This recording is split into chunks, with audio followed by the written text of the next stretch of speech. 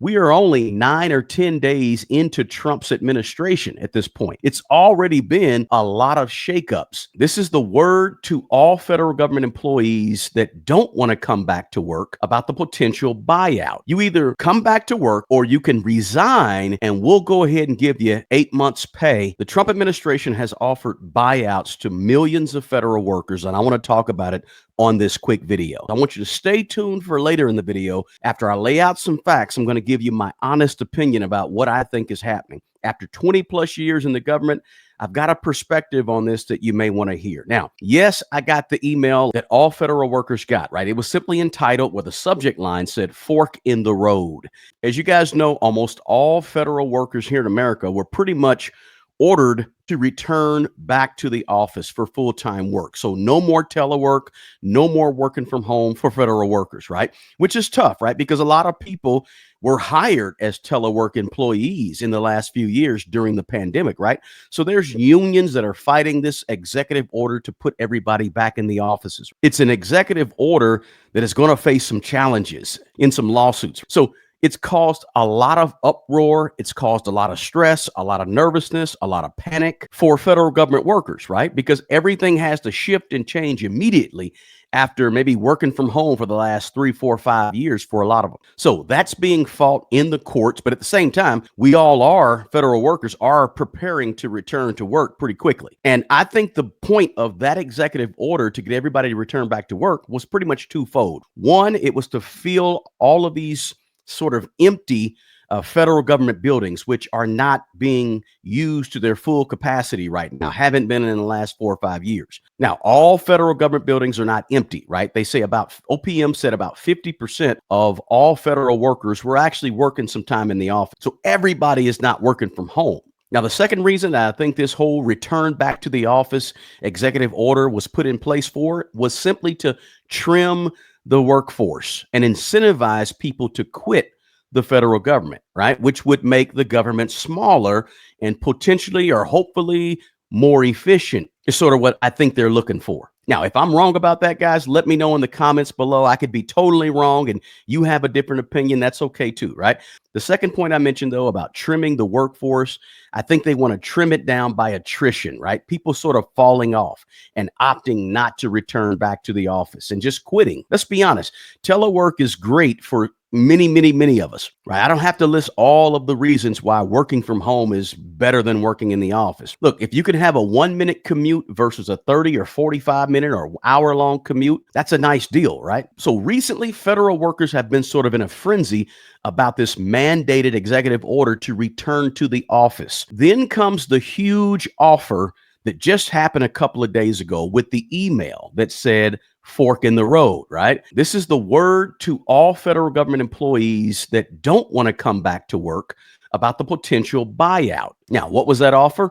Basically, about 48 hours ago, most federal government employees received an email from OPM from apparently the leader of the executive branch right now, which is President Donald Trump. So the offer in the email to federal workers basically said, come back to work in the office, or if you choose not to come back to work and be in the office, you can receive your pay through September of this year, which is roughly about 8 months or so. But basically, you're resigning. You either come back to work or you can resign, and we'll go ahead and give you 8 months pay to hopefully incentivize you to leave if you don't want to come back to work, right? Now, there's more to the email. It was a pretty long email, but my first question when I saw the email was it legal to do that, right? Guys, let's take a quick look at this article from NPR, and it just came out just yesterday that headlined, What to Know About Trump's Buyout Proposal for Federal Employees. And I'm just going to run through some highlights of it real quick. President Donald Trump's administration is offering buyouts to federal employees to quickly reduce the government workforce. They don't have a long time to decide. By the way, the deadline is February 6th for all employees that receive the email to actually take action. Either don't respond or respond with the words resign. So the buyouts are for full-time federal employees, except for military personnel, employees of the U.S. Postal Service, and those in positions related to immigration enforcement and national security. They'd all have about 8 months of salary if they accept the buyout. An email about the offer was sent on Tuesday to more than 2 million workers. Here's what we know about the offer and the makeup of the federal workforce. In addition to receiving their salary and retaining all benefits during this time, workers who go along will be exempted from all applicable in-person work requirements for the next 8 months as the administration pushes to require employees to return to the offices. And then it says, what if workers decide to stay? They'll be expected to return to their offices full time in keeping with the president's push to end COVID-19 pandemic era remote work. The memo in the email went on to say that Trump will insist on excellence at every level. It also notes that the majority of federal agencies are likely to be downsized and that employees will be subject to enhanced standards of suitability and conduct moving forward. Now, it's pretty important to note that workers who take the buyout can apply for other government work in the future. And it also says the federal government employs more than 3 million people as of November, which accounts for nearly 1.9% of the nation's entire civilian workforce.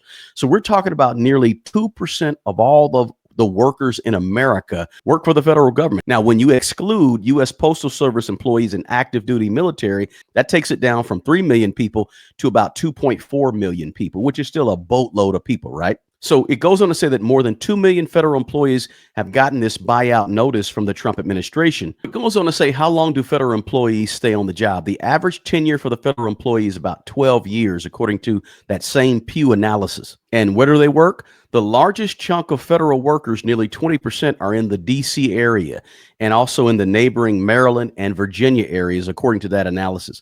California, the nation's largest state by population, has the highest number, about 147,500 employees. What do workers say about the offer, the buyout offer, right? Federal workers only got the offer late Tuesday. I got mine about 8 p.m. on Tuesday evening.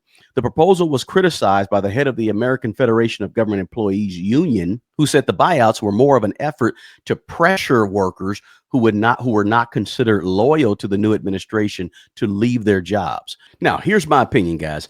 I think that this buyout is an extension of the first effort to get federal workers to resign. Okay, to try to trim the workforce. First, it was, let's get everybody back in the office 5 days a week. Second is, here is a buyout for you if you don't want to come back to the office. Now, the next one might be, something like, if you're 2 years away from your minimum retirement age, then you can leave the federal service with full benefits, right? Who knows what the next one will be? But I think there'll be a series of these offer/buyouts to trim the federal workplace. Or they could say something as simple as, if you have 25 years of service, you can leave federal service and get 90% of your pension. See, there's all different types of ways to negotiate these types of buyouts. And so I think we're going to see more of these coming down the pike shortly. Because one thing that I also read was that the federal government, or the executive branch, expects that 5 to 10% of people that work for the federal government are going to take them up on the offer and actually accept the offer and go ahead and resign instead of come back to work. Personally, I think these first couple of offers have seemed pretty basic at this point and haven't been really creative. And I think there's room for these offers to get much more creative and much more enticing for workers, especially workers who are getting closer and closer to their minimum retirement age, or the age at which they can actually retire and leave service. Those people that may be 1 or 2 or 3 or 4 years away from retiring, those people are probably going to need a more creative buyout offer to actually resign and leave service with the federal government. So I think there's more to come. Remember, sort of consulting the president right now is Elon Musk, right? He's got his ear. And we know what happened when Elon Musk slashed Twitter's workforce and renamed it X, right? So we'll see what happens. But I think it's just the start. Think about it, guys. We are only 9 or 10 days into Trump's administration at this point. And so it's already been a lot of shakeups. I think you can expect a lot more. And also, not to mention, guys, this whole "I will pay you to leave" is a negotiating strategy that real estate folks use, right?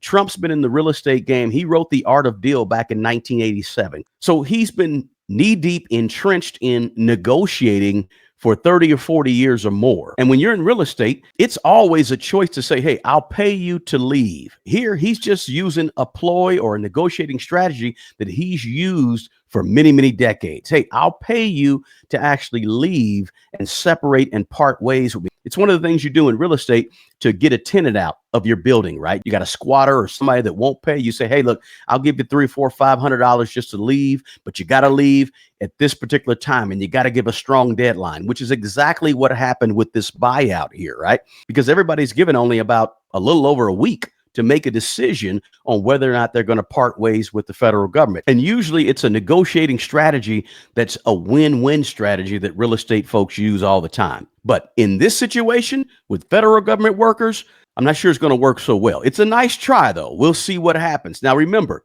no matter where you are, if you are a federal worker, I'm sure you're probably scrambling and thinking right now. And that's over 2 million people in America. So guys, in the comment section, let me know what you think about all of this return to the office talk that's out there and this buyout. If you're a current federal employee, how are you handling this and how is your office handling this? Let me know in the comments below, guys. So if you got value from this video, hit that thumbs up button for me. Share this video maybe with a federal worker or somebody that you know is probably on high alert right now and not sure what's going on and what's happening, right? As I always say, guys, the best person who's going to take care of the old you is the young you. Guys, take good care of yourself and take care of other people. Until the next video, peace.